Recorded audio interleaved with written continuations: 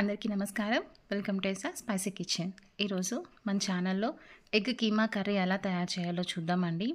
ఈ egg keema curry roti and చపాతీలోకి చాలా బాగుంటుంది. ఇది మటన్ కీమాకి ఏమాత్రం తీసిపోదండి, చాలా టేస్టీగా ఉంటుంది. ఎస్పెషల్లీ బాయిల్డ్ ఎగ్ తినని పిల్లలు ఉంటారు కదా, వాళ్ళకి ఇలా చేసి పెట్టేసేయండి, హ్యాపీగా తినేసేస్తారు. ఈ ఎగ్ కీమా కర్రీ చేయడం కూడా చాలా ఈజీ అండి. ఇప్పుడు ఎలా ప్రిపేర్ చేయాలో చూసేద్దాం.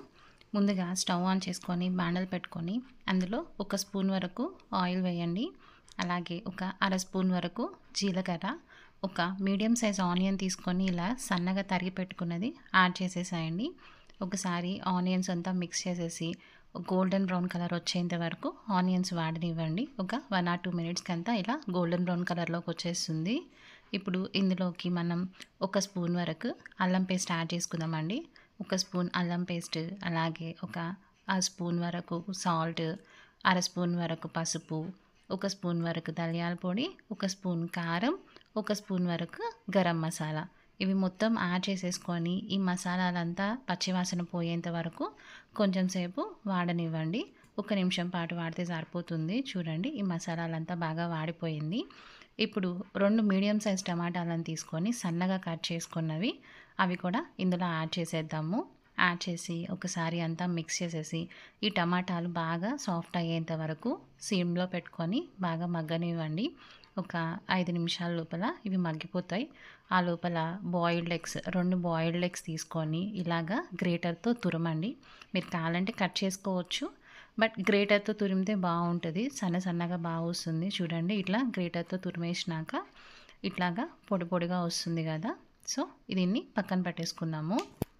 ఇప్పుడు ఈ టమాటా కూడా బాగా మగ్గిపోయిందండి. చూడండి, ఈ మసాలా టమాటా అంతా బాగా మగ్గిపోయింది. ఇప్పుడు ఒక అర గ్లాస్ వరకు నీళ్ళని పోసుకొని బాగా ఉడకనివ్వండి. ఒక 2-3 నిమిషాలకంతా బాగా తెల్లుతుంది. చూడండి, ఇట్లా నీళ్ళంతా బాగా తెల్లిపోయి కర్రీ కూడా కొంచెం చిక్కబడింది. సో ఇప్పుడు మనం ముందుగా తురుము పెట్టుకున్నాం కదా ఈ బాయిల్డ్ ఎగ్స్ని, ఆ ఎగ్స్ని అంతా కూడా ఇందులో యాడ్ చేసేద్దామండి. చూడండి, ఈ బాయిల్డ్ ఎగ్స్ని అంతా యాడ్ చేసేసి ఒకసారి అంతా మిక్స్ చేసేద్దాము.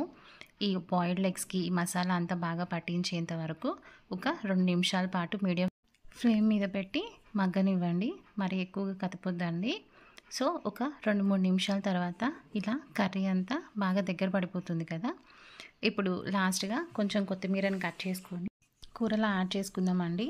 ఒకసారి మొత్తం అంతా మిక్స్ చేసేసేయండి.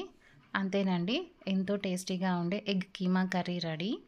మీరు తప్పకుండా ట్రై చేసి చూడండి. ఎలా కుదిరిందో కామెంట్ సెక్షన్లో చెప్పండి. ఈ వీడియో మీకు నచ్చినట్లయితే please like, share and subscribe. Thanks for watching.